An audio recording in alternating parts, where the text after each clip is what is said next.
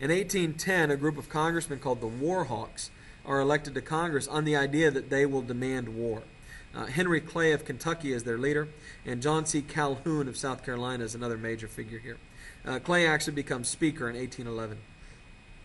James Madison wants peace, but he can't control Congress. He does not want the War of 1812, but Congress declares war on June 18th of 1812 anyway. And remember, the goal here is to get Florida and take Canada, wipe out the Native Americans, and get the British off the continent. Now, the only reason that we think we might possibly be able to accomplish this is because Great Britain is already in a major war with Napoleon. And so basically we're trying to hit Great Britain in the back while they're in a bigger fight with a bigger enemy in the form of Napoleon.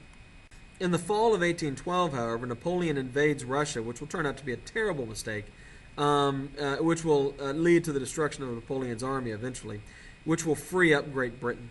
And so as soon as we start the war, all of a sudden Great Britain doesn't have to worry about Napoleon anymore, and so they're able to turn their full attention to us, which is kind of disastrous for us. The invasion of Canada falls apart.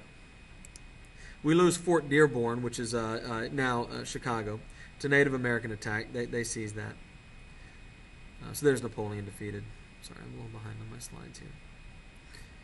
We do have some big naval victories early on, but the British fleet eventually shows up and blockades us.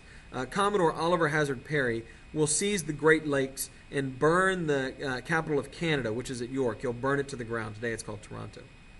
That's important to remember that he did that. William Henry Harrison, the Indian fighter, will invade into Upper Canada and will actually get into a battle with the British where Tecumseh is a British general, the Native American leader, and Tecumseh will be killed at the Battle of Thames by Harrison's army. This has no real effect on the war, but it does shatter once and for all the Native American alliance that had been formed around Tecumseh. Tennessee militia general and wealthy planter Andrew Jackson takes this opportunity to attack Florida and go to war against the Creek Indians who had been raiding into the South. At Horseshoe Bend, Jackson's men will engage in a savage massacre of Native Americans, which of course made him a hero at the time. Today we would think it made him a villain. And Jackson continues to push into Florida and is given a generalship by the government. He had not been a general. He had just been a private man leading an army, but we make him a general after he moves into Florida. He seizes the Spanish fort at Pensacola.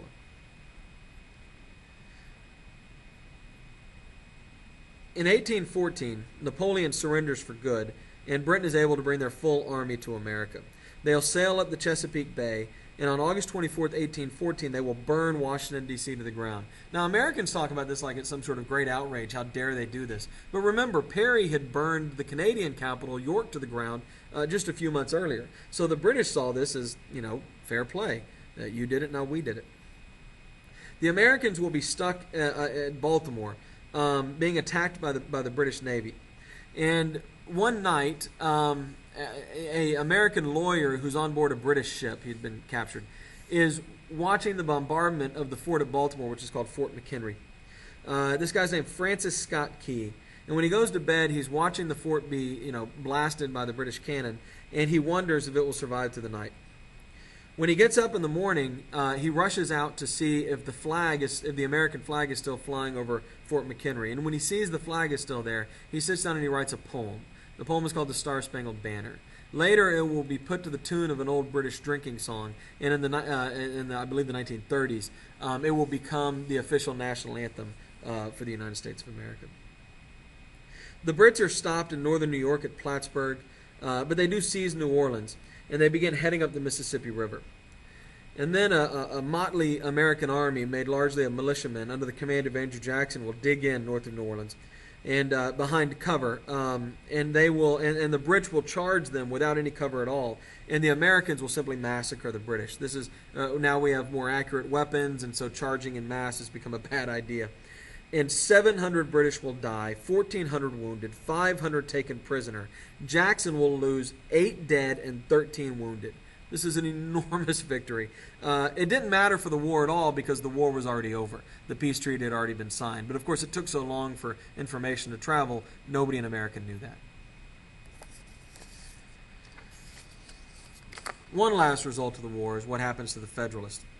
In the early part of the war, when things were not going well for America, the Federalists turned on the war and began attacking it. They hated the Democratic Republicans, and they saw this as a Democratic-Republican war. They hated the Westerners, and so in New England, British victories would be cheered openly. They would actually celebrate British victories because they figured if we lost the war, it would help them politically. Daniel Webster will become one of the leaders of this movement, and he's going to become important later. On December 15th of 1814, at the Hartford Convention, New England representatives narrowly vote down secession again, trying to leave. They assert their power to nullify laws passed by Congress, the states to nullify, meaning not follow laws passed by Congress. And they propose 7 new amendments to the Constitution to try to protect Northeasterners from the rest of the country in terms of legislation. Days after they release this document, news of the Battle of New Orleans and the peace treaty signed in Europe reach the East Coast, and the Federalists are branded as traitors. The war was really a tie, but of course America claims victory. And so the Federalists have come out against the war right as we're declaring that we won the war, and right as we're learning about Jackson's great victory in New Orleans. And so the Federalists will be completely discredited and will cease to exist as a party. The war will end with the Treaty of Ghent. This is negotiated by John Quincy Adams, Henry Clay, and Gallatin. It basically just ends the fighting. It changes absolutely nothing.